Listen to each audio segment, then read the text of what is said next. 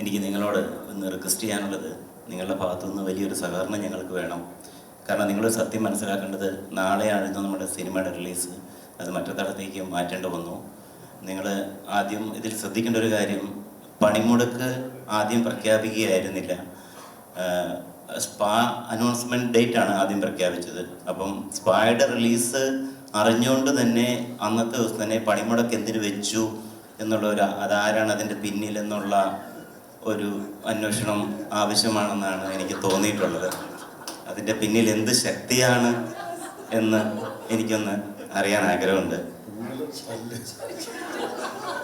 ശരിയല്ല? അല്ല, ഞാൻ ചോദിക്കുന്നത് പണിമുടക്കാണോ നമ്മുടെ റിലീസ് ഡേറ്റ് ആണോ ആദ്യം അനൗൺസ് ചെയ്തത്? വളരെ ഒരു സൊസൈറ്റിക്ക് വേണ്ടി നടത്തുന്ന, ഒരു സൊസൈറ്റിയുടെ നന്മയ്ക്ക് വേണ്ടി നടത്തുന്ന ഒരു പണിമുടക്കാണ്. എൻ്റെ സംശയം ബാലിശമാണെങ്കിൽ ക്ഷമിക്കുക. അപ്പോൾ അത്തരത്തിലുള്ള നിങ്ങൾ പോലെ ഉത്തരവാദിത്തമുള്ള ഒരാൾ ഇവിടെ വന്നിരുന്നു ഇത്തരത്തിൽ വർത്തമാനം പറഞ്ഞ് നിങ്ങൾ കിട്ടുന്ന ഒരു തല്ലിന് ഞാൻ ഉത്തരവാദിയല്ല.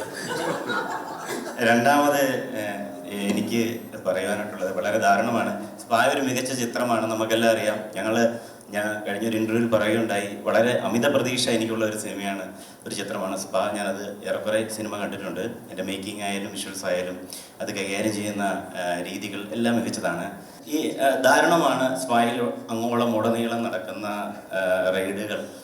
ചില സംഭവവികാസങ്ങളെ ബേസ് ചെയ്തിട്ടാണ് അത് ഉണ്ടായത്. ഞാൻ ഇന്നിപ്പോൾ കേരള പോലീസിൻ്റെ ഒരു മീറ്റിങ്ങിൽ അവരുടെ ഒരു പ്രോഗ്രാം അറ്റൻഡ് ചെയ്തിട്ടാണ് ഇവിടേക്ക് വന്നത്. അപ്പം ഞാൻ അവരോട് പറഞ്ഞു, നിങ്ങൾക്ക് പറ്റിയൊരു തെറ്റിദ്ധാരണയാണിത്.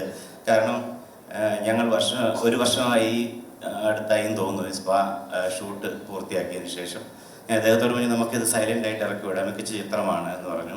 അപ്പോൾ സ്വാഭാവികമായിട്ട് നമ്മൾ സിനിമ ഇറങ്ങാറാകുമ്പോൾ ഫസ്റ്റ് ലുക്ക് പോസ്റ്റർ അനൗൺസ് ചെയ്യും. ഞാൻ അദ്ദേഹത്തോട് പറഞ്ഞു, നമുക്ക് ഫസ്റ്റ് ലുക്ക് പോസ്റ്റർ ഇടണമെന്ന് പറഞ്ഞു. അദ്ദേഹം എന്ത് ചെയ്തു, 5 സുന്ദരിമാരുടെ പടം വെച്ചാടി സ്പായെന്ന് ഇറക്കി ബോർഡും വെച്ച് കേരളത്തിൽ അങ്ങോളം ഇങ്ങോളം എഴുതി ഒട്ടിച്ച് കഴിഞ്ഞപ്പോൾ കേരള പോലീസിന് പറ്റിയൊരു തെറ്റിദ്ധാരണയാണെന്ന് തോന്നുന്നു ഇങ്ങനെ സ്പായിലേക്ക് ഓടിക്കൂടി ഈ റെയ്ഡ് നടത്തുന്നതെന്നാണ് എനിക്ക് തോന്നിയിട്ടുള്ളത്.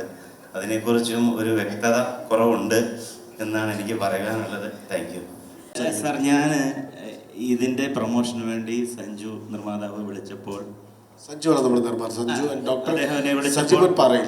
അദ്ദേഹം എന്നെ വിളിച്ചപ്പോൾ ഞാനിതിന് വരുന്നില്ല എന്നായിരുന്നു എൻ്റെ തീരുമാനം.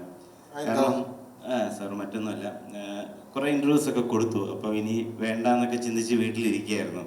അപ്പം ഞാനിവിടെ അപ്പോൾ എൻ്റെ വൈഫ് രാവിലെ പറഞ്ഞു, പക്ഷേ നമുക്ക് പോകേണ്ടിയിരിക്കുന്നു. കാരണം പോകാത്തതിൻ്റെ പേരിൽ നിർമ്മാതാവ് 15 ലക്ഷം രൂപ പെനാൽറ്റി ഇട്ടാൽ നമ്മൾ എവിടെ നിന്ന് എടുത്തിട്ട് കൊടുക്കും? ആപ്പാടെ നമുക്കൊരു മാരുതി ആയിട്ടോ കാറേ ഉള്ളൂ, അത് വിറ്റാൽ അത് കിട്ടത്തുമില്ല.